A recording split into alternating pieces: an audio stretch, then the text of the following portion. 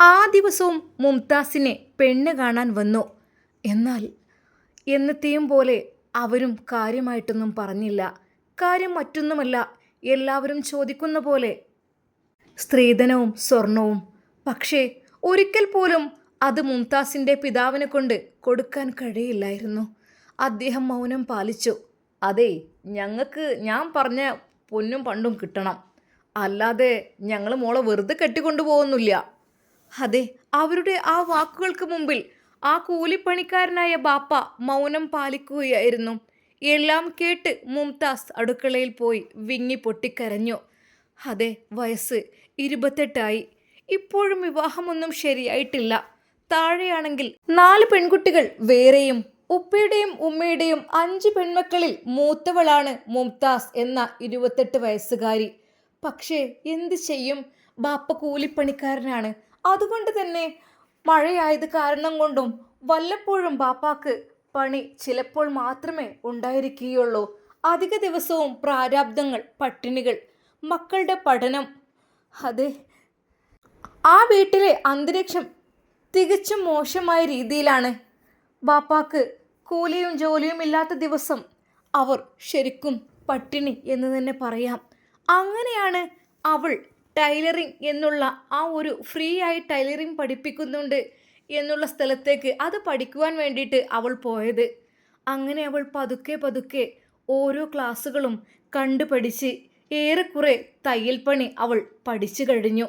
അതുകൊണ്ട് തന്നെ അവൾ ഒരു ഷോപ്പിലേക്ക് ജോയിൻ ആവുകയും ചെയ്തു. എന്നാൽ തൻ്റെ പ്രിയപ്പെട്ട പിതാവിനെ സഹായിക്കാൻ അവളുടെ ആ തയ്യൽ ജോലി അത് ഏറെക്കുറെ ഒരു സമാധാനപരമായി. കാരണം ബാപ്പയുടെ ക്യാഷ് കൊണ്ടൊരിക്കൽ പോലും 5 മക്കളെയും നോക്കാനുള്ള കഴിവ് ഉണ്ടായിരുന്നില്ല. എന്നാൽ അവൾ തയ്യൽ ജോലിക്ക് പോവുകയാണ്. ഉമ്മയാണെങ്കിൽ തൊട്ടടുത്തുള്ള വീടുകളിലേക്ക് ചിലപ്പോൾ ജോലിക്ക് പോകും. എന്നാൽ ഇടയ്ക്കിടെ ആ പിതാവിന് അസുഖമായി തുടങ്ങി, തലകറക്കം, അങ്ങനെയൊക്കെയായിട്ട് അദ്ദേഹത്തിന് കൂലിപ്പണി ചെയ്യുമ്പോഴെല്ലാം പേടിയാണ്. എന്നാൽ അതിനിടയിൽ ഒരു ദിവസം അതാ അദ്ദേഹം മരത്തിൻ്റെ കൊമ്പുകളെല്ലാം വെട്ടാൻ കയറിയ ആ ഒരു ഏണിയിൽ നിന്ന് തല കറങ്ങി വീണു. അദ്ദേഹത്തിൻ്റെ അവസ്ഥ പരിതാപകരം എന്ന് തന്നെ പറയാം. അദ്ദേഹത്തിന് നട്ടെല്ലിന് ക്ഷതമേറ്റു. അദ്ദേഹം കിടപ്പിലായി.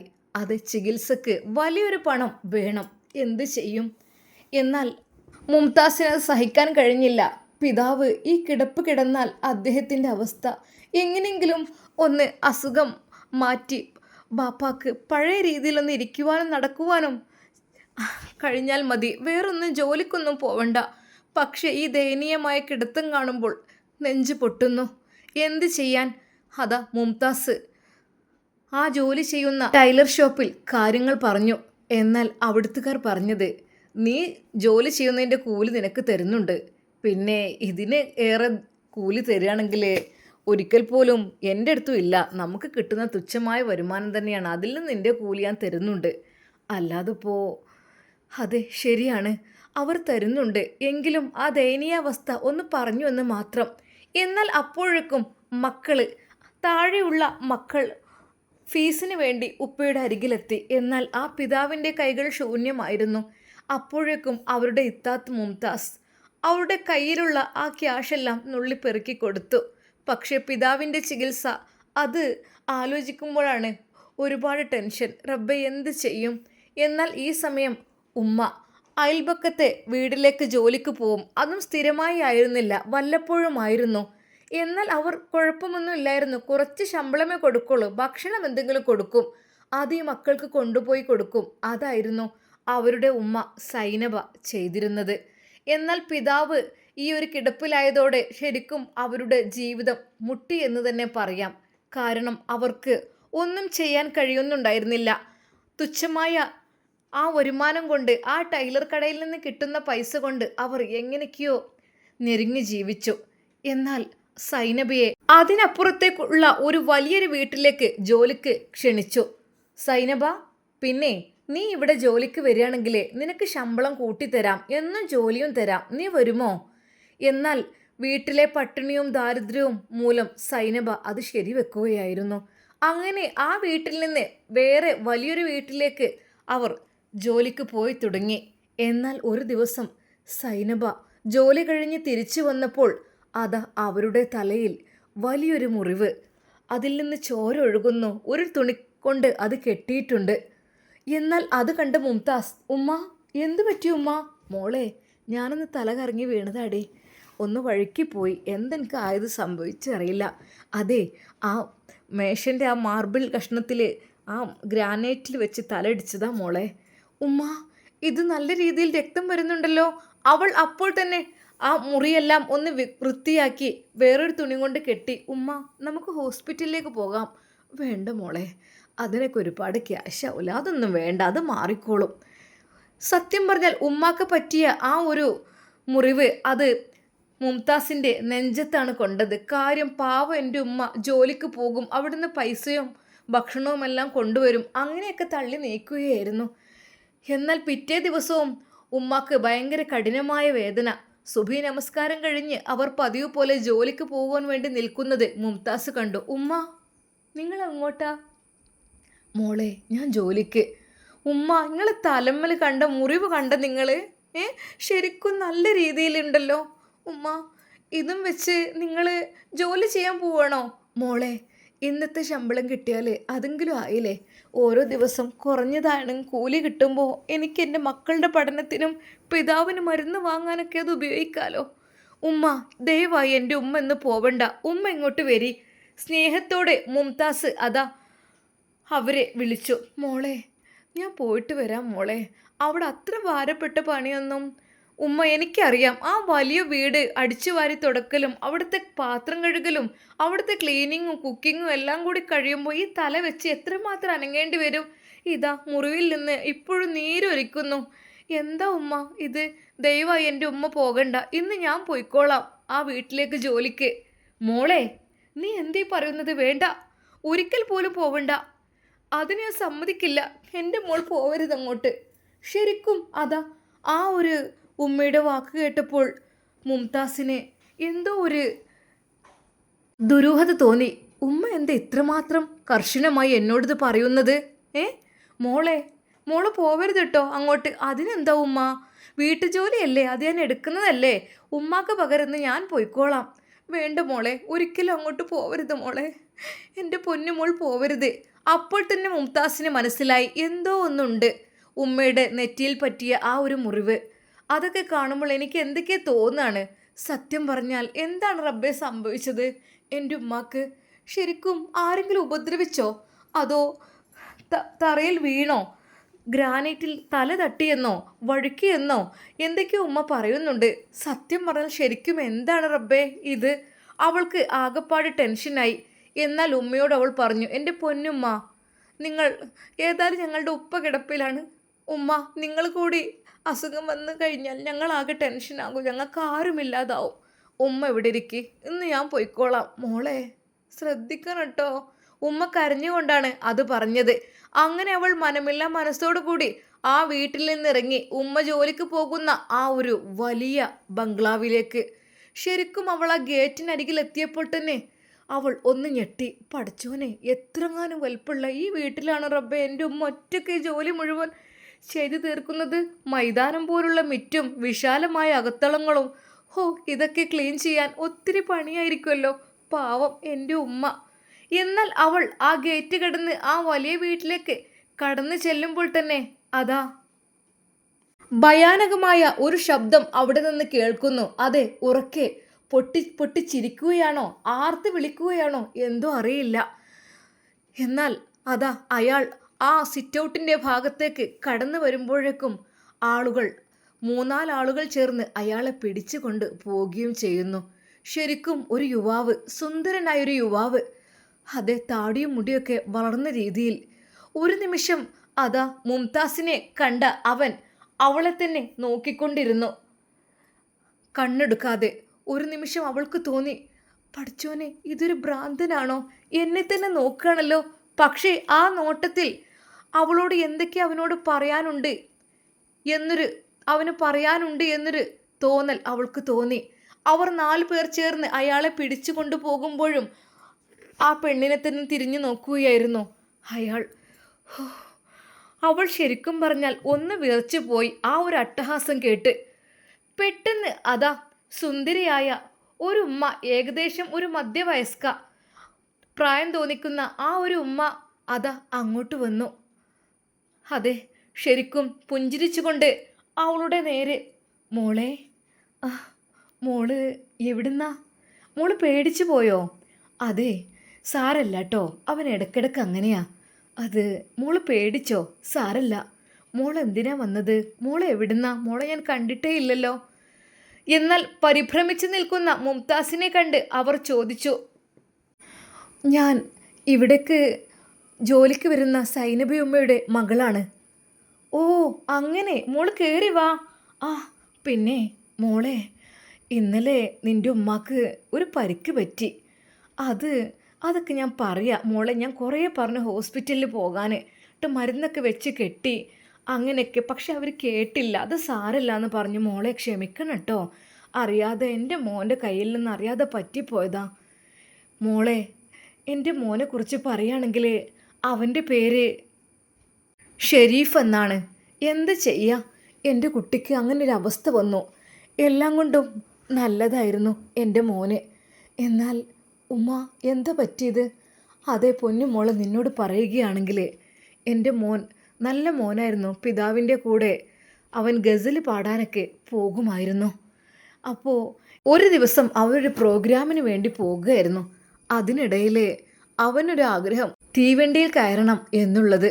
അങ്ങനെ മകൻ്റെ ആഗ്രഹപ്രകാരം ആ പിതാവ് അത് സാധിപ്പിച്ചു കൊടുത്തതാണ്.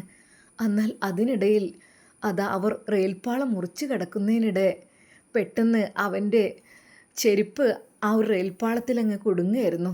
എന്നാൽ ട്രെയിന് അപ്പോൾ വരുന്നതും വിചാരിച്ചില്ല. എന്താ ചെയ്യുക? എന്നാൽ അപ്പോഴേക്കും ട്രെയിൻ എത്തിയപ്പോഴേക്കും എൻ്റെ മകൻ്റെ പിതാവ് എൻ്റെ പൊന്നുമോനെ ശക്തമായ ആ പാളത്തിൽ നിന്ന് അങ്ങോട്ട് തള്ളി. എന്നാൽ അപ്പോഴേക്കും മകൻ രക്ഷപ്പെട്ടു. കുഞ്ഞിൻ്റെ പിതാവ്, അതെ, അദ്ദേഹം ആ ട്രെയിനിനടിയിൽ പെടുകയായിരുന്നു. എന്നാൽ അന്ന് മുതൽ എൻ്റെ പൊന്നുമോന് അത് മനസ്സിന് വല്ലാത്തൊരു അഘാതമായി. അവൻ്റെ മാനസിക നില തന്നെ തെറ്റി. പിന്നെ എത്ര ഹോസ്പിറ്റലിൽ കൊണ്ടുപോയിട്ടും ഒന്നും അവന് റെഡിയാകുന്നില്ല. ഇപ്പോഴും അവൻ ആ ഒരു ഗസൽ പാടുന്ന ഹാർമോണിയം എടുത്ത് അവന് നടക്കുകയാണ് ചെയ്യുന്നത്. അത് കാണുമ്പോൾ അവനക്ക് എന്തൊക്കെയായും തീരാണ്. അപ്പോൾ മോളെ, നിൻ്റെ ഉമ്മയുടെ നെറ്റിയിൽ മുറിവ് വരാൻ കാരണം നിൻ്റെ ഉമ്മ അവൻ്റെ ആ റൂം ക്ലീൻ ചെയ്യായിരുന്നു. അതിനിടയിൽ അറിയാതെ ഉമ്മയുടെ കൈ അതെടുത്ത് മാറ്റുന്നതിനിടയിൽ അറിയാതെ അതങ്ങ് ശബ്ദിച്ചു. ആ ഒരു ശബ്ദം കേട്ട് അവൻ്റെ പിതാവിനെ ഓർമ്മ വന്ന് അവന് കിട്ടിയ സാധനം വെച്ച് എറിഞ്ഞതാണ്. അത് ഉമ്മയുടെ തലക്കാണ് കൊണ്ടത്. മോളെ ക്ഷമിക്കണം കേട്ടോ, അതാണ്. അല്ലാതെ എൻ്റെ കുട്ടിക്കൊരു കുഴപ്പമില്ലായിരുന്നു. ഉമ്മ, സാരമില്ല, ഇന്ന് ഞാനിവിടെ ജോലിക്ക് നിൽക്കാം, അതിനു വേണ്ടിയിട്ട് ഞാൻ വന്നതാണ്. ഉമ്മക്ക് സുഖമില്ലാത്തത് കൊണ്ട്. അങ്ങനെ അതാ മോൾ അന്ന് അവിടുത്തെ ജോലിയെല്ലാം ചെയ്തു തീർക്കുന്നു. അവൾക്ക് അതിൽ ഒരു അപരിചിതവും തോന്നിയില്ല. കാരണം വീട്ടുജോലികളൊക്കെ ചെയ്യുന്നതല്ലേ, അതുകൊണ്ട് തന്നെ എല്ലാം അവൾ നല്ല ഭംഗിയും വൃത്തിയുമായി ചെയ്തു. എന്നാൽ ആ മകനെ അപ്പോഴേക്കും അവർ പൂട്ടിയിട്ടിരുന്നു. ശരിക്കും ആ മകൻ്റെ അവസ്ഥ ആലോചിച്ചിട്ട് അവൾക്ക് ടെൻഷൻ തോന്നി. പഠിച്ചോനെ, ഇങ്ങനൊരു സുഖമില്ലാത്ത മകൻ എന്തുകൊണ്ടായിരിക്കും? എന്തൊരു ചെറിയ പ്രോബ്ലം മാത്രമാണ് അവൻ്റെ ഉള്ളിൽ നീറിക്കഴിയുന്നത്. ആ പിതാവിൻ്റെ മരണത്തോടു കൂടി അത് വലിയൊരു ഷോക്കായി അവൻ്റെ മനസ്സിലേക്ക് വന്നു. അത് മാറ്റിയെടുക്കാൻ ഡോക്ടർമാർക്കൊന്നും കഴിഞ്ഞതുമില്ല. എന്താ ഇനിയിപ്പോൾ ചെയ്യുക? അങ്ങനെ അന്നവൾ ജോലിയെല്ലാം കഴിഞ്ഞ് വീട്ടിലേക്ക് തിരിച്ചുപോയി. പതിവ് പോലെ പിറ്റേ ദിവസവും അവൾ അതാ തയ്യൽ കടയിലേക്ക് പോയി തുടങ്ങി. എന്നാൽ അനിയത്തിമാരുടെ ഫീസ് കൊടുക്കാനുള്ള സമയമായി. മാത്രമല്ല പിതാവിന് വളരെയധികം വിഷമവും അനുഭവിക്കുന്നുണ്ട് അദ്ദേഹത്തിൻ്റെ ആ ഒരു അസുഖത്തിൽ. ഓപ്പറേഷന് ലക്ഷങ്ങൾ വേണം. എന്ത് ചെയ്യും? ആകപ്പാടെ മുംതാസ് ടെൻഷനിലായി. അതെ, തൻ്റെ താഴെയുള്ള 4 അനിയത്തിമാർ, സുഖമില്ലാത്ത പിതാവ്, അതെല്ലാം കൂടി ആലോചിക്കുമ്പോൾ അവൾക്ക് ടെൻഷൻ തോന്നി. എന്നാൽ സൈനബ ഉമ്മ അധികം മുറിവ് ഉണങ്ങുന്നതിന് മുമ്പ് വീണ്ടും ആ വീട്ടിലേക്ക് ജോലിക്ക് പോയി തുടങ്ങി. എന്നാൽ അവിടുത്തെ ഷെരീഫിൻ്റെ ഉമ്മ പറഞ്ഞു, അതെ, സുഖമായോ നിനക്ക്? പിന്നെ ക്ഷമിക്കണം കേട്ടോ, എന്താ ചെയ്യുക, എൻ്റെ മോൻ്റെ ബുദ്ധിമോശം കൊണ്ട് ചെയ്തു പോയതാണ്. അത് സാരമില്ല, ബുദ്ധിയില്ലാത്ത കുട്ടികൾ അങ്ങനെ ചെയ്യണതിനൊക്കെ നമ്മളിപ്പോൾ ദേഷ്യം പിടിക്കാൻ പറ്റൂലല്ലോ. അതൊന്നും പറഞ്ഞിട്ട് കാര്യമില്ല. അതൊക്കെ സാരമില്ല. മോൻ്റെ അസുഖം പെട്ടെന്ന് ഷിഫിയാകട്ടെ. അല്ല സൈനബ, നിന്റെ ഭർത്താവിൻ്റെ അവസ്ഥ ഇപ്പം എന്താ? എന്താ താത്ത ചെയ്യുക? അങ്ങനെ ആ കിടപ്പിൽ തന്നെയാണ്. അതെ, ഒരുപാട് സംഖ്യ വേണം. നട്ടെല്ലിനല്ലേ ക്ഷതമേറ്റത്. കൂലിവേലക്കൊക്കെ പോയി മക്കളെ പോറ്റിയിരുന്നതാണ്. എന്ത് ചെയ്യാം, ഇപ്പം എൻ്റെ മോള് കൊണ്ടുവരുന്നതിൽ നിന്നാണ് അതൊക്കെ നടക്കുന്നത്. എന്താ ചെയ്യുക? അദ്ദേഹത്തിൻ്റെ അസുഖം ഒന്ന് മാറണമെങ്കിൽ ഒരുപാട് ക്യാഷ് വേണം. എന്ത് ചെയ്യാനാ? അതെ, ശരിക്കും സൈനബു ഉമ്മ ആ ഉമ്മയുടെ മുമ്പിൽ കരഞ്ഞപ്പോൾ അവർ പറഞ്ഞു, അതെ പിന്നെ ക്യാഷിൻ്റെ കാര്യത്തിലൊന്നും നീ ഒന്നുകൊണ്ട് വിഷമിക്കണ്ട. ക്യാഷൊക്കെ നമുക്ക് എങ്ങനെ വെച്ചാൽ ഉണ്ടാക്കാം. അതൊക്കെ ഉണ്ടാക്കിയാൽ ഉണ്ടാകുന്നതാണ് ക്യാഷ്. പിതാവിൻ്റെ അസുഖമൊക്കെ മാറണം അല്ലേ? പിന്നെ മക്കളുടെ ഫീസും കാര്യങ്ങളും അതും ഒന്ന് ഒക്കെ കൊടുത്ത് റെഡി ആവണം. അല്ല ഞാൻ മക്കൾക്ക് സ്കൂളിലേക്ക് പോകാൻ പറ്റില്ല. ഓ, എനിക്ക് മനസ്സിലാകുന്നുണ്ടൊക്കെ. എല്ലാം ഞാൻ തരാം, അതിനൊന്നും ഒരു കുഴപ്പമില്ല. പക്ഷേ സൈനബ, ഞാൻ ഒരു കാര്യം പറയട്ടെ നിന്നോട്. എന്ത് കാര്യം? അതായത് എൻ്റെ മോൻ ഷെരീഫ്, അവന് എന്നോട് ഒരാൾ പറഞ്ഞു, ഒരു വൈദ്യർ പറഞ്ഞ കാര്യമാണ്, മോൻക്ക് ഒരു കല്യാണം ഉണ്ടാക്കണം. എന്നാൽ കുറേയൊക്കെ അവൻ്റെ സ്വഭാവത്തിൽ നിന്നും ഈ ഒറ്റപ്പെടലിൽ നിന്നും അവൻ ശരിക്കും മോചിതനാവും എന്ന്. ഓ, അത് സൈനബ, ഞാൻ നിന്നോട് ചോദിക്കാൻ പാടുണ്ടോ എനിക്കറിയില്ല, എങ്കിലും ഞാൻ ചോദിക്കുകയാണ്.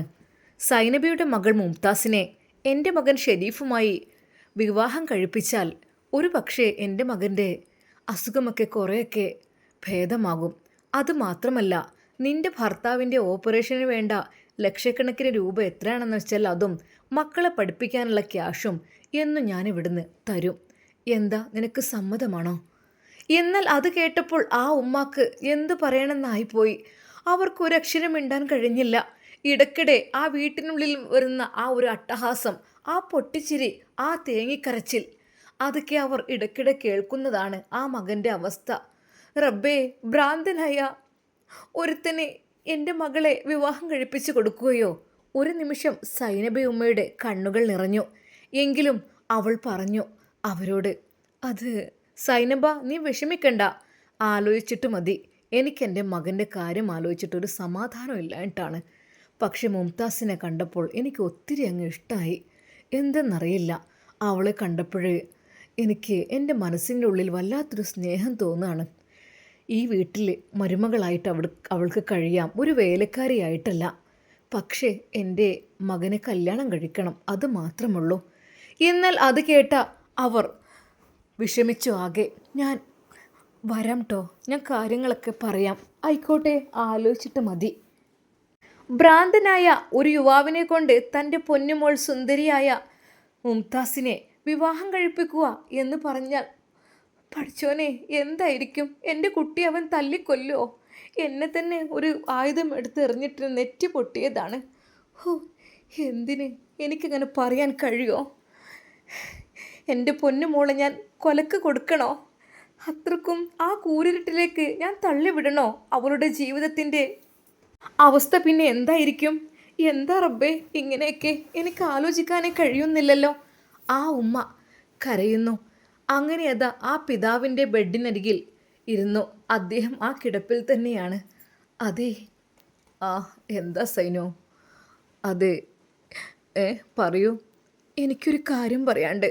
അതായത് ഞാൻ ജോലിക്ക് പോകുന്ന ആ ഒരു വലിയ അറക്കൽ തറവാട്ടിലേക്ക്, അതെ, നമ്മളെ മകളെ വിവാഹം ആലോചിക്കുന്നുണ്ട്. എന്ത്? മകളെയോ? ആ അതെ, മുംതാസിനെയോ? അവിടെ അതിനിപ്പോൾ അവിടെ ഉള്ളത്, അവിടെ ഒരു ഭ്രാന്തന് മാത്രമല്ലേ ഉള്ളൂ, വേറെ ആരും ഇല്ലല്ലോ. എന്നാൽ ആ ഉമ്മക്ക് ഉത്തരം പറയാൻ കഴിയുന്നില്ല. അതേക്ക, ആ ഭ്രാന്തനുമായിട്ടാണ് മകളുടെ വിവാഹം കഴിച്ചു തരുമോ എന്നവർ ചോദിച്ചത്. അതിന് പകരമായിട്ട് എൻ്റെ ഇക്കയുടെ ഓപ്പറേഷത്തിനുള്ള ക്യാഷ് ലക്ഷങ്ങൾ തരാം, മക്കളുടെ പഠനങ്ങൾ നോക്കാം, വീടിൻ്റെ കാര്യം നോക്കാം എന്നൊക്കെ പറഞ്ഞിട്ടുണ്ട്. നിങ്ങളുടെ പട്ടിണിയും പ്രാരാബ്ദവും എല്ലാം അന്നത്തോടു കൂടി കഴിയും എന്നും പറഞ്ഞിട്ടുണ്ട്. എന്നാൽ ആ പിതാവിൻ്റെ കണ്ണുകൾ നിറഞ്ഞൊഴുകി. എന്താ സൈനു നീ പറയണത്? നമ്മളെ പൊന്നുമോളെ ഒരു ഭ്രാന്തനെ കൊണ്ട് കെട്ടിക്കേ നമ്മുടെ സുഖത്തിനും വേണ്ടിയിട്ട്. സാരല്ല സൈനു, ഞാൻ ഈ കിടപ്പിൽ കിടന്നങ്ങ് മരിച്ചോളാം. എങ്കിലും എൻ്റെ പൊന്നുമോളെ ഒരിക്കലും ഞാൻ അങ്ങോട്ട് തള്ളിവിടില്ല. ശരിക്കും ആ പിതാവിൻ്റെ കണ്ണുനീർ അതാ തുളുമ്പിക്കൊണ്ടിരുന്നു. എന്താ നമ്മളിനി ചെയ്യുക? എന്നാൽ ഇതെല്ലാം അടുക്കളയിൽ നിന്ന് അതാ മുംതാസ് കേൾക്കുന്നുണ്ടായിരുന്നു. അവൾ ഒരു നിമിഷം വിതുമ്പിപ്പോയി. റബ്ബേ, ആ ഭ്രാന്തൻ വളരെയധികം അട്ടഹസിക്കുന്ന ആൾ ഉറക്കെ ഉറക്കെ പൊട്ടിച്ചിരിക്കുന്നു, ഉറക്കെ കരയുന്നു. അങ്ങനെ ചെയ്യുന്ന ആ ഭ്രാന്തനുമായിട്ട് എൻ്റെ വിവാഹമോ? ആ വീട്ടുകാർ അങ്ങനെ ചോദിച്ചോ? അവൾക്ക് ഒരിക്കൽ പോലും അത് ഉൾക്കൊള്ളാൻ കഴിഞ്ഞില്ല. റബ്ബേ, ഞാൻ എന്ത് ചെയ്യും? പക്ഷേ അവളുടെ മനസ്സിൽ പെട്ടെന്ന് തളർന്നു കിടക്കുന്ന പിതാവിൻ്റെ രൂപമാണ് മനസ്സിലേക്ക് വന്നത്. അതെ, ഫീസ് ഇല്ലാഞ്ഞിട്ട് സ്കൂളിൽ പോകാതെ നിൽക്കുന്ന കുഞ്ഞനിയത്തിമാരുടെ മുഖമാണ് കണ്ടത്. അത് എൻ്റെ അടുക്കൽ വന്ന് ചോദിക്കും. ബാപ്പയുടെ അടുത്ത് പോയിട്ട് കാര്യമില്ലല്ലോ. ആ മക്കളുടെ പഠനം, എൻ്റെ പിതാവിൻ്റെ ചികിത്സ, അതുമാത്രമായിരുന്നു അവളുടെ ലക്ഷ്യം. ഇല്ല, ഞാനിതിൽ നിന്ന് ഒഴിഞ്ഞു മാറാൻ പാടില്ല. ഇതെനിക്ക് എൻ്റെ മുന്നിലേക്ക് വന്ന ഒരു ഭാഗ്യനിധിയാണ്. പക്ഷേ ഞാനൊരു പക്ഷേ ഉപദ്രവിക്കപ്പെട്ടേക്കാം. ഞാൻ അടി കൊള്ളേണ്ടി വരും, ചീത്ത കേൾക്കേണ്ടി വരും, എല്ലാം ചെയ്യേണ്ടി വരും. പക്ഷേ അവിടുത്തെ ആ ഉമ്മ പറഞ്ഞ ക്യാഷ് കിട്ടിക്കഴിഞ്ഞാൽ എൻ്റെ ബാപ്പയുടെ ചികിത്സ നടത്താം, എൻ്റെ മക്കളെ എനിക്ക് പഠിപ്പിക്കാം. അതൊക്കെ എൻ്റെ സുഖം നോക്കിയല്ല. എന്നാൽ പെട്ടെന്ന് അതാ ഉമ്മയുടെയും ബാപ്പയുടെയും റൂമിലേക്ക് അവൾ കടന്നു വന്നു. ഉമ്മ, ബാപ്പ. അതെ, അവിടുത്തെ ഉമ്മ പറഞ്ഞ ആ ഒരു ബന്ധത്തിന് ഞാൻ തയ്യാറാണ്. ആ ഷെരീഫിനെ വിവാഹം കഴിക്കാൻ ഞാൻ തയ്യാറാണ്. മോളെ, നീ എന്തേ പറയുന്നത്? ഒരു ഭ്രാന്തനാണ് മോളെ. ഞാൻ ആ കാര്യം ബാപ്പയോടൊന്ന് പറഞ്ഞു എന്നേ ഉള്ളൂ. ഒരിക്കലും നീ പോകണം എന്നല്ല പറഞ്ഞത്. ഇല്ലുമ്മ, അതെൻ്റെ കടമയാണ്. എൻ്റെ പിതാവിനെ നോക്കൽ എൻ്റെ കടമയാണ്. എൻ്റെ അനിയത്തിമാരെ പഠിപ്പിക്കൽ എൻ്റെ കടമയാണ്. അതുകൊണ്ട് എന്തിനും ഞാൻ തയ്യാറാണ്. അവൾ അവളുടെ സുഖമെല്ലാം മാറ്റിവെച്ചു. ഒരിക്കൽ പോലും ആ ഭ്രാന്തനിൽ നിന്ന് അവൾ ഒന്നും പ്രതീക്ഷിച്ചില്ല. അത് അദ്ദേഹത്തിന് വേണ്ടതെല്ലാം ചെയ്തു കൊടുക്കുക, ആ വീട്ടിലെ ജോലികൾ ചെയ്യുക, അതുമാത്രമേ അവൾ വിചാരിച്ചിട്ടുള്ളൂ. എന്നാൽ ക്യാഷ് കിട്ടിക്കഴിഞ്ഞാൽ എൻ്റെ പിതാവിൻ്റെ ചികിത്സ നടത്താലോ, അതുപോലെ എൻ്റെ അനിയത്തിമാരെ പഠിപ്പിക്കാലോ എന്നുള്ള ആ ചിന്തയിൽ അവൾ അതിന് തയ്യാറെടുത്തു. അങ്ങനെ അതാ ഷെരീഫിനെ വിവാഹം കഴിക്കാൻ തയ്യാറാണ് എന്നുള്ള വാർത്ത അറക്കൽ തറവാട്ടിലെത്തി. അങ്ങനെ അതാ വിവാഹത്തിനുള്ള ഒരുക്കങ്ങളെല്ലാം പൂർത്തിയാക്കി തുടങ്ങി. അറക്കൽ തറവാടിൻ്റെ ആ വലിയ മുറ്റത്ത് വലിയ പന്തൽ ഒരുങ്ങി. എന്നാലിപ്പോൾ ആ ഒരു ഭ്രാന്തനെ കല്യാണം കഴിക്കാൻ ഏത് പെണ്ണാ ഒരുങ്ങിയത്? ഓൻ എന്തൊരു അക്രമകാരിയാണോ, എന്തൊരു ഏറും കുത്തുകയാണോ ഓന്. എല്ലാവരും ഉപദ്രവിക്കും, എല്ലാവർക്കും പേടിയാണ്. പിരാന്തൻ്റെ വീട് എന്നാ പറഞ്ഞന്നെ. കുട്ടിയൊക്കെ കയ്യിൽ പോകാൻ പേടിയാണ്. ഓനൊരു നോട്ടുണ്ട് നോക്കാൻ. എന്നാലല്ലേ പണത്തിന് വേണ്ടി ഈ പെണ്ണുങ്ങളൊക്കെ ഓരോന്ന് കാട്ടിക്കൂട്ടുന്നു. ഒന്നുമില്ലെങ്കിൽ ആ പെണ്ണിൻ്റെ തന്തക്കും തള്ളക്കും തീരെ ഒരു അന്തല്ലല്ലോ. ഈ പെണ്ണിനെ ഒരു സ്വന്തം മകളെ എങ്ങനെയൊക്കെ ഭ്രാന്തനെ കൊണ്ട് കെട്ടിക്കുവോ? എന്താലേ. മണവാട്ടിയായി അണിഞ്ഞൊരുങ്ങി നിൽക്കുന്ന മുംതാസ് അവളുടെ ചെവികളിൽ അങ്ങനെ പല സംസാരങ്ങളും കേട്ടു തുടങ്ങി. എന്നാൽ ആ ഉമ്മയുടെയും, എന്താ സൈനബാജി ചെയ്തത്? ഒരു പിരാന്തനെ കൊണ്ടാണോ എൻ്റെ മോളെ കെട്ടിച്ചത്? അനക്ക് എൻ്റെ മോളെ വേണ്ടേ തീരെ? എന്താണിത്? വല്ലാത്തൊരവസ്ഥ തന്നെ. എന്നാൽ പലരും കുറ്റങ്ങളും കുറവുകളും പറയുന്നു. അതിലെല്ലാം അവൾ ക്ഷമിച്ചു. ഉമ്മയുടെയും കണ്ണുകൾ നിറഞ്ഞൊഴുകുകയായിരുന്നു. ഒരറ്റത്ത് ബാപ്പ കണ്ണീരൊഴുകിക്കൊണ്ട് നിൽക്കുന്നു. അങ്ങനെ അതാ ഷെരീഫിനെ, തൻ്റെ മകൾ മുംതാസിനെ ആ പിതാവ് നിക്കാഹ് ചെയ്തു കൊടുത്തു. വിവാഹകർമ്മങ്ങളെല്ലാം കഴിഞ്ഞു. അങ്ങനെ അതാ എല്ലാവരും പിരിഞ്ഞു പോയി. ആ രാത്രിയിൽ മണിയറയിലേക്ക് അവളെത്തി. ഷെരീഫ് അവിടെ കാത്തിരിക്കുന്നുണ്ടായിരുന്നു. ഭയമുണ്ട് അയാളുടെ അടുക്കിലേക്ക് പോകാൻ. വിശാലമായ ആ ഒരു റൂമ്, അതിൽ ഒരുപാട് വിലപിടിപ്പുള്ള വലിയ കട്ടിലുകളും കർട്ടനുകളും അലമാരകളും എല്ലാം സെറ്റ് ചെയ്തിട്ടുണ്ട്. ശരിക്കും ഒരു കൊട്ടാരത്തിൽ കഴിയുന്ന അനുഭൂതി. ചോർന്നൊലിക്കുന്ന വീട്ടിൽ കഴിഞ്ഞിരുന്ന അവളിപ്പോൾ ആ ഒരു വലിയ കൊട്ടാരത്തിലെ മണിയറയിലാണ്. അവൾ ആ ബെഡിൻ്റെ ഒരറ്റത്തായി ഇരുന്നു. ഒരറ്റത്ത് ഷെരീഫും ഷെരീഫ് അവളെ വല്ലാതെയൊന്നും മൈൻഡ് ചെയ്തില്ല. എങ്കിലും അവൾ ചോദിച്ചു, അത് പാല് ഇതാ. ഉം. അല്ല, ഞാൻ ഒരു കാര്യം നിന്നോട് ചോദിക്കട്ടെ? അവൻ്റെ ആ ചോദ്യം കേട്ടപ്പോൾ തന്നെ അവൾക്കൊരു ഭയം തോന്നി. റബ്ബേ, ഏത് നിമിഷവും എന്തും ചെയ്യുമോ എന്നുള്ള ഭയം. മുംതാസ്, നിനക്ക് ഇഷ്ടപ്പെട്ടിട്ടാണോ നീ എന്നെ വിവാഹം കഴിച്ചത്? അവൾ ഒരു നിമിഷം അവൻ്റെ മുഖത്തേക്ക് നോക്കി. അവൻ്റെ ആ മനോഹരമായ മുഖം, ആ മുഖത്ത് അന്നവൻ എന്നെ നോക്കിയ അതേ നോട്ടമാണ് അവളെ നോക്കുന്നത്. ആ നോട്ടത്തിൽ അവൾ അവളുടെ കണ്ണുകൾ താഴ്ത്തി. അവൾ മൗനം പാലിച്ചു. അല്ലല്ലേ, ആരൊക്കെയോ നിർബന്ധത്തിന് വേണ്ടി അല്ലേ?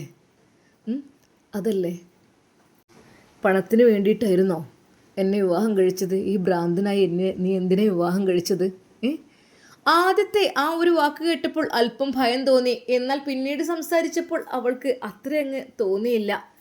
എന്നാൽ ആ രാത്രിയിൽ അവൾ ക്ഷീണം കൊണ്ട് അറിയാതെ അങ്ങ് ഉറങ്ങിപ്പോയി. രണ്ടാളും ബെഡിൻ്റെ രണ്ട് ഭാഗത്തായിട്ട്. എന്നാൽ അല്പസമയം കഴിഞ്ഞ് പുലർച്ചെയായപ്പോൾ അവൾ ഉറക്കമുണർന്നു. അവൾ അവളുടെ ആ ഒരു കൊച്ചുകുടിലിൽ കിടക്കുന്ന ഓർമ്മയായിരുന്നു. പെട്ടെന്നാണ് അവൾക്കത് ഓർമ്മ വന്നത്. ഞാൻ കിടക്കുന്ന ബെഡ് വളരെയധികം സോഫ്റ്റാണ്, വളരെയധികം മൃദുവാണ്. ഇതിൽ കിടക്കുമ്പോൾ വല്ലാത്തൊരു സുഖമാണ്. ശരിക്കും അവൾ സ്വപ്നം കാണുകയാണോ എന്ന് വരെ വിചാരിച്ചു പോയി. എന്നാൽ അതിനിടക്ക് അവൾ അറിഞ്ഞു, അതെ, ഇതൊരിക്കലും എൻ്റെ വീടല്ല. പെട്ടെന്നാണ് അവൾക്ക് മനസ്സിലായത്, ഭ്രാന്തൻ്റെ ഭാര്യയാണ് ഞാൻ എന്നുള്ളത്. അവൾ പെട്ടെന്ന് ബെഡിൽ നിന്ന് എഴുന്നേറ്റ് അവൻ കിടന്ന ഭാഗത്തേക്ക് നോക്കി. ഇല്ല, അവിടെ ശൂന്യമായിരിക്കുന്നു. അവൾ പെട്ടെന്ന് എഴുന്നേറ്റ് എങ്ങോട്ട് പോയി? അവൻ നേരെ ബാൽക്കണിയുടെ ആ ഭാഗത്തേക്ക് പോയപ്പോൾ അവനതാ ആകാശത്തേക്ക് നോക്കി ഇരിക്കുന്നു. അവിടെ എന്താ ഇവിടെ വന്ന് ഇരിക്കുന്നത്? ഉറക്കമില്ലേ? എനിക്കല്ലെങ്കിൽ ഉറക്കമില്ല. നീ ഉറങ്ങിയല്ലോ. ആ എന്ത് വേണ്ടത് കുടിക്കാൻ? അങ്ങനെയൊന്നുമില്ല. അവൾ പെട്ടെന്ന് തന്നെ അവിടെ നിന്ന് ഫ്രഷായി അടുക്കളയിലേക്ക് ഇറങ്ങി. ഉമ്മ, മോളെ. എന്നാൽ അവിടെ ആ ആയിഷുമ്മ കാത്തിരിക്കുന്നുണ്ടായിരുന്നു അവളെ. മോളെ, കുഴപ്പമൊന്നും ഉണ്ടായില്ലല്ലോ? ഇല്ലുമ്മ. ഉമ്മ, വിവാഹം കഴിഞ്ഞു 1 ദിവസം ആയി. എൻ്റെ പിതാവിൻ്റെ ചികിത്സക്ക് വേണ്ടിയിട്ടുള്ള പൊന്നു മോളെ, നീ എന്താ അതൊക്കെ ഇന്നലെ തന്നെ എത്തിച്ചു കഴിഞ്ഞില്ലേ? നിൻ്റെ പിതാവിൻ്റെ ചികിത്സക്ക് വേണ്ടിയിട്ടുള്ളതും നിൻ്റെ അനിയത്തിമാരുടെ പഠനത്തിന് വേണ്ടിയുള്ള ക്യാഷൊക്കെ ഞാൻ ഇന്നലെ തന്നെ കൊടുത്തയച്ച് കഴിഞ്ഞല്ലോ. ഓ, ആണോ? എന്നാൽ അവൾ അവിടുത്തെ ജോലികളിലെല്ലാം മുഴുകി തുടങ്ങി. മോളെ, നീ ഇവിടെ കൂടുതൽ ജോലി എടുക്കണ്ട.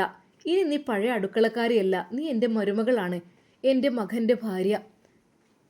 മോളെ, ഇന്ന ഈ കോഫി അവന് കൊണ്ടുപോയി കൊടുത്തേക്ക്. അങ്ങനെ അവൾ ആ കോഫിയുമായി അവൻ്റെ അരികിൽ എത്തുന്നു. പെട്ടെന്നാണ് അവൾ അത് ശ്രദ്ധിച്ചത്. അത് അവൻ്റെ റൂമിൻ്റെ തൊട്ടടുത്തായിട്ട് ഒരു ഹാർമോണിയം. അവൾക്കത് കണ്ടപ്പോൾ വല്ലാത്തൊരു അതിശയം തോന്നി. അവൾ അറിയാതെ അതിലൊന്ന് തൊട്ടു. അതിൽ നിന്ന് ഒരു മ്യൂസിക് ഉണർന്നു. പെട്ടെന്ന് അതാ ഒരു ഭയങ്കരമായ ശബ്ദത്തോടു കൂടെ, അവിടെ വെക്കിടയത്, നിന്നോടാരാ തൊടാൻ പറഞ്ഞത് എന്ന് പറഞ്ഞ് ഒരു അട്ടഹാസം. ശരിക്കും അവൾ ഞെട്ടിപ്പോയി. ഞാൻ അറിയാതെ, ഇത് കോഫി, അത് തൊട്ടു പോവരുത്, അതെൻ്റെ പിതാവാണ്, എൻ്റെ പിതാവിൻ്റെ ജീവനുണ്ടതിൽ, ഒരിക്കലും അത് തൊട്ടു പോവരുത്. ശരിക്കും അവൾക്ക് തോന്നി, ഇല്ല, ഇത് എന്തോ കാര്യമായിട്ട് ഭ്രാന്തെന്നല്ല, മനസ്സിൻ്റെ ഉള്ളിൽ എന്തോ ഒന്നായിട്ടുണ്ട്. എന്നാൽ അവൾ ആ കോഫി അദ്ദേഹത്തിന് കൊടുത്തു. പക്ഷേ ആ ഭയം മാറ്റിയെടുക്കണം. ആ ഒരു ഹാർമോണിയത്തിൽ തൊടുമ്പോൾ അയാൾക്ക് എന്തോ തോന്നുന്നുണ്ട്, അതാണ്. പക്ഷെ അവൾ ഭയന്നില്ല. അവൾ പെട്ടെന്ന് ഒന്നുകൂടെ അതിനടുത്തേക്ക് എത്തി. ഒരു മനോഹരമായ ഒരു ഗസൽ അവൾ പതുക്കെ ഒന്ന് മൂളി. ആ ഒരു ഹാർമോണിയവും പതുക്കെ ഒന്ന് ചലിപ്പിച്ചു. എന്നാൽ അത് കേട്ട കോഫി കുടിക്കുന്ന അവൻ്റെ ചിന്തകൾ എവിടേക്കോ പോയി. അതെ, ആ പിതാവിൻ്റെ ആ ഒരു ശൈലി, അവൻ പഠിച്ചു വരുന്ന ആ ഒരു പാട്ടിൻ്റെ ആ ഒരു ശ്രുതി, ആ ഈണം, അതവൻ്റെ മനസ്സിൽ എവിടേക്കോ ഒന്ന് കടന്നു വന്നതുപോലെ. അറിയാതെ അവൻ അത് നോക്കി നിന്നു. എന്നാൽ അത് നോക്കുമ്പോൾ അവൾ അറിയാതെ അവൾക്കറിയാവുന്ന ആ ഒരു ഗസൽ പാട്ട് പതുക്കെ അതിനോടൊപ്പം മൂളി തുടങ്ങി. അവൻ്റെ മനസ്സാകെ മാറി മറഞ്ഞു. അവൻ ഒരു നിമിഷം അവളുടെ മുമ്പിലേക്ക് ചെന്നിരുന്നു. ശരിക്കും അവൻ കാണുന്നുണ്ട് ആ പിതാവിനെ. അവളിലൂടെ. ഒന്നുകൂടെ ഒന്നുകൂടെ അത് വായിക്കാമോ? ആ പാട്ടൊന്നുകൂടെ മൂളാമോ? അവൾ ഒന്നുകൂടി ശരിക്കും ആ പാട്ടൊന്ന് മൂളി. എന്നാൽ കൂടെ അവനും പാടി. മുകളിൽ നിന്ന് നല്ലൊരു പാട്ടും നല്ലൊരു ഈണവും കേൾക്കുമ്പോൾ ആ ഉമ്മക്ക് അത് ഓർമ്മ വന്നു. അതെ, തൻ്റെ ഭർത്താവ് ഉള്ളപ്പോൾ ഇടയ്ക്കിടെ എൻ്റെ ഭർത്താവും മോനും കൂടിയും പാടാറുള്ള ഗസലിൻ്റെ ഈണം. അത് ശരിക്കും ആ ഉമ്മ കോണിപ്പടികൾ കയറി വന്നപ്പോൾ അത് കണ്ടു. മനോഹരമായി അതാ തൻ്റെ മരുമകൾ മുംതാസ് അത് കയ്യിലെടുത്തുകൊണ്ട് പാടുന്നു. തൊട്ടു മുമ്പിലായിട്ട് അവൻ ഇരുന്ന് അവനും കൂടെ പാടുന്നു. അവർക്കത് കണ്ടപ്പോൾ വല്ലാത്ത സന്തോഷം. പെട്ടെന്ന് ആ പാട്ട് അവസാനിച്ചപ്പോൾ അവനാകെ ടെൻഷനായി. അവൻ എന്തൊക്കെയോ ഒരു അവസ്ഥയായിപ്പോയി. അതെ, ആ പിതാവ് നഷ്ടപ്പെട്ട അതേ ചിന്തയായി. അവൻ കരയാൻ തുടങ്ങി. എന്നാൽ അവൾ പെട്ടെന്ന് അവൻ്റെ അരികിലേക്ക് ചെന്നു. ഷെരീഫ് കാ, എന്തു പറ്റി? ഞാൻ ഇനിയും പാടണോ? അതെ, അവൾക്ക് അതിനുള്ള കഴിവുണ്ടായിരുന്നു. അത് അവൾ ഒന്നുകൂടെ പാടിയപ്പോൾ അവൻ അവളെ നെഞ്ചോട് ചേർത്ത് പിടിച്ചു. 1000 ചുംബനങ്ങൾ അർപ്പിച്ചു. അതെല്ലാം ആ ഉമ്മ കാണുന്നുണ്ടായിരുന്നു. എന്നാൽ ഉമ്മക്ക് ഒത്തിരി സന്തോഷമായി. ഈ പെണ്ണ് കടന്നു വന്നപ്പോഴേക്കും എൻ്റെ മകൻ്റെ അസുഖമെല്ലാം മാറിയോ? ശരിക്കും ആ ഒരു ഗസലിനെയായിരുന്നു അവൻ സ്നേഹിച്ചിരുന്നത്. അവൾ അത് ആലപിച്ചപ്പോൾ ആ ഹാർമോണിയത്തിലൂടെ അതിൻ്റെ മ്യൂസിക്കുകൾ ഒഴുകിയപ്പോൾ ശരിക്കും അവനെന്തോ ഒരു അവസ്ഥയായിട്ടുണ്ട്. മോനെ, ഉമ്മ, എൻ്റെ ഉപ്പ ഇവിടെയുണ്ട്. മോനെ, അത് നിൻ്റെ ഉപ്പയല്ല, നിൻ്റെ ഭാര്യയാണ്. നിൻ്റെ ഭാര്യ മുംതാസാണ്. ഉപ്പാക്ക് പകരം എന്നും അവളുണ്ടാവും നിനക്ക് ട്ടോ. അതെ, അവന് സന്തോഷം കൊണ്ട് എന്ത് പറയണമെന്നായിപ്പോയി. ഉമ്മയെ കെട്ടിപ്പിടിച്ച് ഒരുപാട് കരഞ്ഞു. എന്നാൽ മുംതാസിന് കാര്യം മനസ്സിലായി. സംഭവം ഇതൊക്കെയാണ്, ചെറിയൊരു ഷോക്ക്. അതതിൽ നിന്ന് മാറ്റിയെടുത്തപ്പോൾ ഏറെക്കുറെ ശരിയായി. പിന്നെ നമുക്കൊന്ന് പുറത്തു പോയാലോ? അങ്ങനെ അത് മുംതാസ് അവനോട് ആവശ്യപ്പെടുന്നു. എൻ്റെ ഷെരീഫ് കാക്ക് ഡ്രൈവ് ചെയ്യാൻ അറിയില്ലേ? അറിയാലോ. അങ്ങനെ അത് പതുക്കെ പതുക്കെ അവൾ അവനെ മാറ്റിയെടുക്കുന്നു. ആ ഉമ്മ അതെല്ലാം കണ്ട് സന്തോഷിച്ചു. അങ്ങനെ അവർ ഒറ്റയ്ക്ക് പുറത്തേക്ക് പോയി. വർഷങ്ങളായി അവൻ ആ ഡ്രൈവിംഗ് സീറ്റിലിരുന്നിട്ട്. ഭയമുണ്ടായിരുന്നു. പക്ഷേ മുംതാസ് പറഞ്ഞു, ഒരു കുഴപ്പമില്ല, നല്ല ആക്റ്റീവായിട്ടുണ്ട്. ഇടയ്ക്കിടെ അവൾ ആ യാത്രയ്ക്കിടെ ആ ഗസലുകൾ മൂളിക്കൊണ്ടിരുന്നു അവൻക്ക് വേണ്ടിയിട്ട്. അതെ, അവൻ്റെ വിഷമങ്ങളും പ്രയാസങ്ങളെല്ലാം അകന്നു പോയതുപോലെ അവർ രണ്ടുപേരും വളരെയധികം ഹാപ്പി ആയതുപോലെ. ചുരുക്കി പറഞ്ഞാൽ അറക്കൽ തറവാട്ടിൽ സന്തോഷത്തിൻ്റെ നാളുകൾ വന്നെത്തി. ഭ്രാന്തൻ എന്ന പേരുള്ള മാറി, അതെ ഷെരീഫ്, നല്ലൊരു മനുഷ്യനാവുകയാണ്. എന്നാൽ ഷെരീഫിനോട് അവൾ പറഞ്ഞു, അതെ, ബിസിനസ്സിൻ്റെ കാര്യങ്ങളിലേക്ക് നമുക്കൊന്ന് ശ്രദ്ധിച്ചാലോ? ഇത് പലരുടെ കൈകളിലായിട്ട് ആകപ്പാടെ നഷ്ടത്തിലാണ്. ഷെരീഫ്, ഞാനും നിൻ്റെ കൂടെയുണ്ട്. എന്താ, നമുക്ക് ഇതൊക്കെ ഒന്നുകൂടി വിപുലീകരിച്ചാലോ? അവൾ പറയുന്നതിനനുസരിച്ച് അവൻ നിന്നു. അവൻ്റെ ആ പഴയ ഭ്രാന്തെല്ലാം മാറി. അവൾ അവനെ അങ്ങ് മാറ്റിയെടുത്തു. ചുരുക്കി പറഞ്ഞാൽ അറക്കൽ തറവാട് സന്തോഷത്തിൻ്റേതായി. അതിനിടയിൽ അതാ ആ പിതാവിൻ്റെ ഓപ്പറേഷനും കാര്യങ്ങളും കഴിഞ്ഞു. അനിയത്തിമാരുടെ പഠനത്തിനുള്ള പൈസയെല്ലാം അവർ തന്നെ കൊടുത്തു. അവരുടെ ആ കൊച്ചുകുടിൽ ചോർന്നൊലിക്കുന്ന വീട് അതാ പുതുക്കി പണിതു. ചുരുക്കി പറഞ്ഞാൽ അവരുടെ സഹായം കൊണ്ട് ആ 5 പെൺകുട്ടികളുള്ള കുടുംബം രക്ഷപ്പെട്ടു. ആ പിതാവിൻ്റെ അസുഖമെല്ലാം മാറി. വൈകാതെ തന്നെ അതാ അവർ നല്ലൊരു ജീവിതത്തിലേക്ക് പ്രവേശിച്ചു കഴിഞ്ഞു. അവിടെയുള്ള ഐഷുമ്മയും സൈനബ ഉമ്മയും അത് കണ്ട് സന്തോഷിച്ചു. അതെ, തൻ്റെ മകൾക്ക് നല്ലൊരു ജീവിതം കിട്ടിയല്ലോ. ഐഷുമ്മ പറഞ്ഞു, എൻ്റെ പൊന്നു മോനും പഴയ രീതിയിലായല്ലോ, ഒരുപാട് സന്തോഷം. ആ മരുമകളെ അവർ ചേർത്ത് പിടിച്ചു. പൊന്നു മോളെ, നീ വന്നതിന് ശേഷമാണ് എൻ്റെ മോൻ്റെ അസുഖമെല്ലാം മാറി നന്നായത്. മോളോട് എങ്ങനെ നന്ദി പറയണമെന്ന് എനിക്ക് അറിയുന്നില്ല. ഉമ്മ, അതിനെന്താ, അത് കുഴപ്പമൊന്നുമില്ല. ഞങ്ങൾക്കും നല്ലൊരു ജീവിതം കിട്ടിയല്ലോ, എൻ്റെ വീട്ടുകാർക്കും. അങ്ങനെ സന്തോഷത്തോടു കൂടെ അതാ ഷെരീഫും മുംതാസും നല്ല രീതിയിൽ ജീവിക്കുന്നു. അവർ ഒരു യാത്രക്കിടയിൽ ഒരു ദിവസം അതാ അവൾക്ക് വല്ലാത്തൊരു തലകറക്കം, ഛർദി അനുഭവപ്പെടുന്നു. ഷെരീഫിൻ്റെ തോളിലേക്ക് അവൾ ചാഞ്ഞിരുന്നു. എന്തു പറ്റി മുംതാസ്? എന്താ പറ്റിയത്? നമുക്കൊരു ഹോസ്പിറ്റലിലേക്ക് പോകാം. അപ്പോൾ തന്നെ അതാ ഹോസ്പിറ്റലിലേക്ക് അവർ പോകുന്നു. ഡോക്ടർ ഷെരീഫിനെ കണ്ടിട്ട് പറഞ്ഞു, പേടിക്കാനൊന്നുമില്ല, കൺഗ്രാജുലേഷൻസ്, നിങ്ങളൊരു പിതാവാകാൻ പോകുന്നു. എന്നാൽ അതറിഞ്ഞ ഷെരീഫ് സന്തോഷത്തോടെ മുംതാസിനെ വാരിപ്പുണർന്നു. അവരുടെ ആ സന്തോഷം അവരുടെ വീടുകളിലും അറിയിച്ചു. ഐഷുമ്മക്കും അത് വല്ലാത്തൊരു സന്തോഷമായി. അങ്ങനെ അതാ മാസങ്ങൾ കഴിഞ്ഞു. അതിനിടയിൽ ആ പ്രസവം നടന്നു. അതെ, അവിടെ ഒരു സുന്ദരിയായ മോള് പിറന്നിരിക്കുന്നു. എല്ലാവർക്കും ഒത്തിരി സന്തോഷമായി. അറക്കൽ തറവാടിൻ്റെ ആ വീട്ടുമുറ്റത്ത് ആ പൊന്നുമോൾ ഓടിക്കളിച്ചു, മുംതാസിൻ്റെയും ഷെരീഫിൻ്റെയും വിരലുകൾ പിടിച്ചുകൊണ്ട്. സന്തോഷത്തോടുകൂടി അവരുടെ ജീവിതം അങ്ങനെ പോയിക്കൊണ്ടിരുന്നു. വീഡിയോ ഇഷ്ടപ്പെട്ടാൽ ലൈക്ക് ചെയ്യണേ. ചാനൽ സബ്സ്ക്രൈബ് ചെയ്യാൻ മറക്കല്ലേ. ഇതുപോലുള്ള നല്ല സ്റ്റോറികൾ ഇനിയും ഈ ചാനലിൽ വരും.